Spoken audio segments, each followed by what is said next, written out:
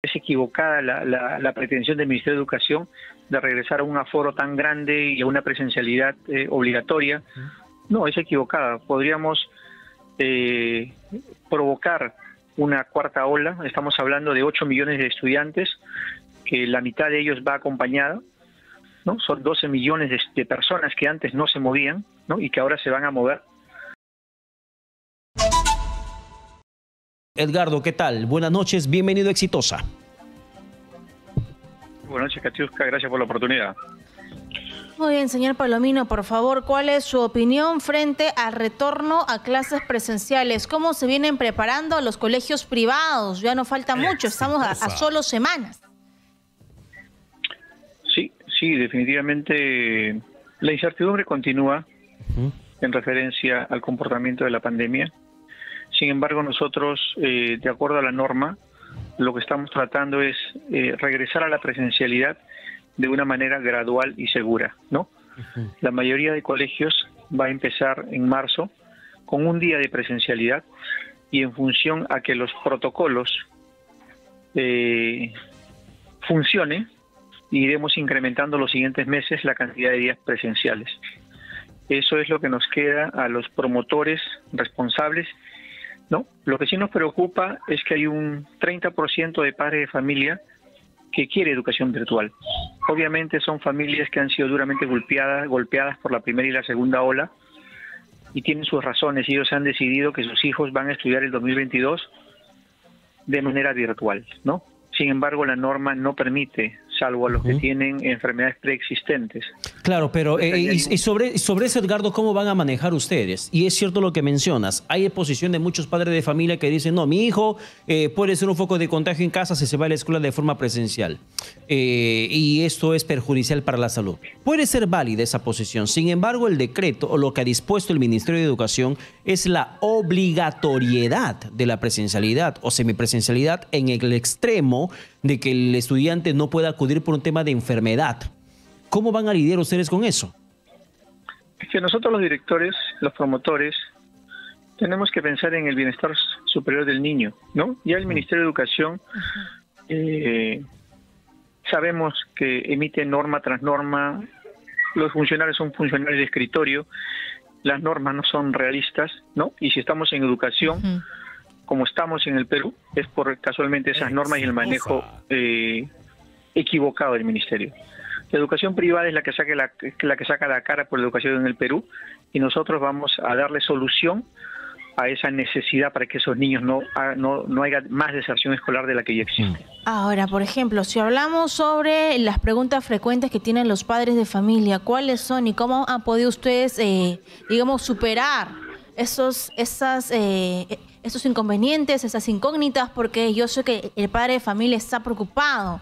Hay un ambiente de tensión, preocupación, no solamente por los costos, sino también por lo seguro que va a estar su hijo cuando vuelva a las clases. Claro, nosotros estamos tomando todas las precauciones en función a nuestra infraestructura. Sabemos que la infraestructura de los colegios privados del Perú, el 76% son colegios pequeños, por lo tanto, tenemos que ir de manera gradual y segura. No podemos, es equivocada la pretensión del Ministerio de Educación de regresar a un aforo tan grande y a una presencialidad obligatoria. No, es equivocada. Podríamos provocar una cuarta ola. Estamos hablando de 8 millones de estudiantes, que la mitad de ellos va acompañada, ¿no? Son 12 millones de personas que antes no se movían, ¿no? Y que ahora se van a mover, ¿no? En un transporte público que ya conocemos cuáles son sus problemas prepandemia, en un sistema de salud que también sabemos cuáles son sus problemas prepandemia, y que ahora con la pandemia se demostró, y bueno, en el Perú tenemos pues uno de los peores manejos a nivel mundial. Y lo que vamos a hacer es ir de manera gradual y segura, en función a que la situación epidemiológica nos lo permite y que nuestros protocolos funcionen, vamos a ir incrementando la cantidad de días. Pero, ¿cómo toman ustedes, por ejemplo, la posición de muchos expertos señalando que una escuela con una adecuada ventilación y adecuadas medidas de protocolo de bioseguridad no son focos de contagio? Además, Edgardo, dentro de esta posición que tienen de insistir con la virtualidad, ¿no es estigmatizar acaso a los menores como focos de contagio cuando se trata de escuela? Porque, por ejemplo, hay muchos padres y muchos menores que acuden a los parques, acuden a centros comerciales y no hay ninguna restricción respecto a la presencia de los menores en lugares donde sí podría ser foco de contagio. ¿Por qué seguir insistiendo con una posible estigmatización de que el menor de edad puede incluso hasta matar al abuelito si es que se contagia? A ver, son dos puntos importantes que has mencionado. El primero es referencia a escuelas con aulas amplias y bien ventiladas. Solamente el 20% cumple ese requerimiento, ¿no? Si un colegio es grande, ¿no?, pertenece al sector de colegios grandes, tiene aulas ventiladas, patios grandes, pues que lo haga, no hay ningún problema. Si un niño tiene todas las vacunas, va en movilidad propia, no utiliza la movilidad escolar o el transporte público, y está de manera segura, que lo haga, que se dé libertad al promotor del colegio grande y al padre de familia que tiene todas esas ventajas para asistir de manera presencial. Pero con la escuela pequeñita, que es la realidad de la educación en el Perú, ¿no? Y que la mayoría de esos niños van en transporte público, acompañados de sus abuelos, a las escuelas, porque son ellos los que los llevan y los recogen, ¿no? Entonces, ahí es donde debe haber flexibilidad, ¿no? Debe haber, si es que el padre de familia sabe que su hogar está en riesgo, pues darle la oportunidad de que haga clase virtual. Si el promotor del colegio sabe que su escuela no está bien ventilada y no reúne las condiciones, darle la oportunidad de que dé clases virtuales. Con respecto a este tema que has mencionado de los parques y de los centros comerciales, sí, ellos van, los niños van, pero van... Un niño es cuidado por sus dos padres. Estamos hablando que acá 30 niños van a estar cuidados por una persona, ¿no? Entonces no es lo mismo. Y en un ambiente cerrado, ¿no? Ventilado en la medida de lo que se pueda, pero la realidad de la escuela privada en el Perú es que está compuesta por colegios, por escuelas pequeñas, y ustedes ya conocen la realidad de la educación pública, ¿no? Eso queremos saber. Quiero que mi siguiente pregunta pueda responder pues algunos cuestionamientos de los padres de familia. Por ejemplo, si los maestros están preparados ya psicológicamente, emocionalmente, para recibir a los niños que vienen pues luego de estar 2 años encerrados por el confinamiento, por la pandemia. ¿Qué va a pasar con los protocolos de bioseguridad? Hay colegios que trabajan en concordancia con los padres de familia. ¿Se van a tomar las pruebas en el colegio? ¿Se ha podido conversar sobre eso? Qué buena pregunta, el tema emocional, ¿no? Porque como tenemos a niños que vienen de un encierro de 2 años, que han estado solamente a centros comerciales, parques, pero se alejaron de su grupo de amigos de manera presencial. Y supuestamente quienes los van a insertar en la sociabilización son los profesores. Pero los profesores tienen su propia problemática, ¿no? Los profesores han tenido pérdidas, muchos han tenido COVID, tienen secuelas, ¿no? Y también necesitan ese apoyo. O sea, eso es lo que a nosotros nos preocupa, de que comparan al Perú con la realidad de otros países que tienen otra infraestructura, que no tienen los mismos problemas, ¿no? Y que ya sabemos que aquí las cosas no han funcionado. Acá la primera y la segunda ola ha sido catastrófica, ocupamos el primer lugar por millón de muertos y habitantes, el primer lugar de huérfanos productos del COVID. Entonces, acá las cosas tienen que irse de manera segura, gradual, voluntaria principalmente, ¿no? Pero yo creo, para terminar, Edgardo, que los colegios privados tienen mucha responsabilidad. Si el colegio no tiene la condición suficiente para que pueda ser ventilado, creo que el padre de familia tiene que tomar la decisión si le conviene o no le conviene que su hijo sea estudiando en esa institución.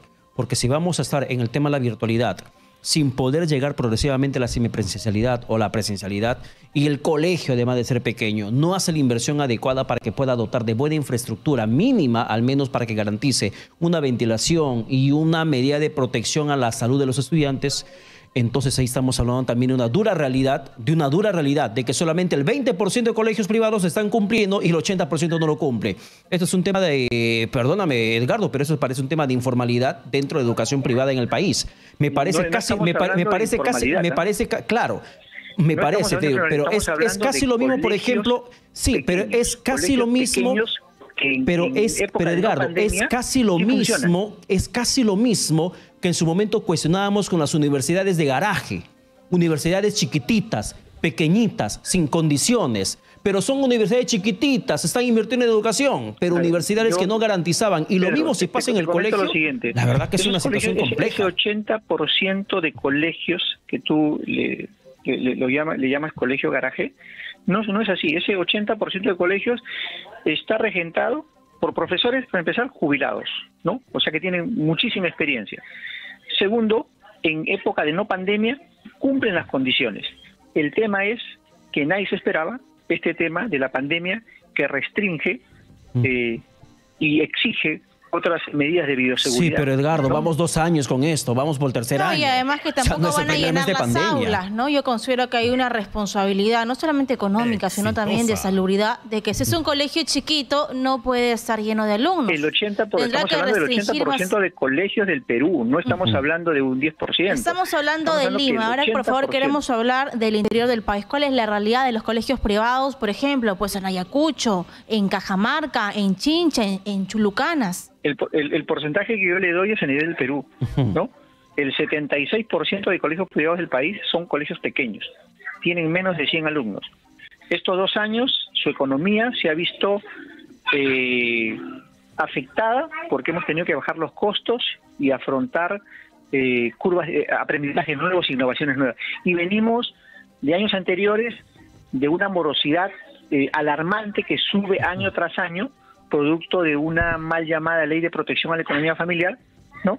Entonces, la situación de la educación privada, si es que no se nivela en el derecho que tiene el niño a seguir estudiando y el derecho que tiene la institución de cobrar por los servicios que da, simplemente lo que van a hacer es desaparecer a la escuela privada y se va a elitizar y van a quedar los colegios mucho más caros.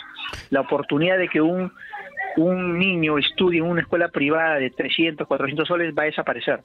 Hacia eso estamos yendo. O también podría ser que queden aquellas instituciones que hacen una mayor inversión para que puedan dar mejores condiciones a los estudiantes. También podría ser la lectura de ese tipo. Pero solamente, Edgardo, para corregirte, no he dicho que hay colegios, escuelas privadas de garaje. He dicho que me hace recordar mucho a las universidades de garaje que tantas veces hemos denunciado, por el tamaño de la infraestructura y de las pocas condiciones que ofrece para que pueda dictarse una adecuada clase a los estudiantes. Edgardo, muchas gracias por la comunicación alcanzada. Gracias.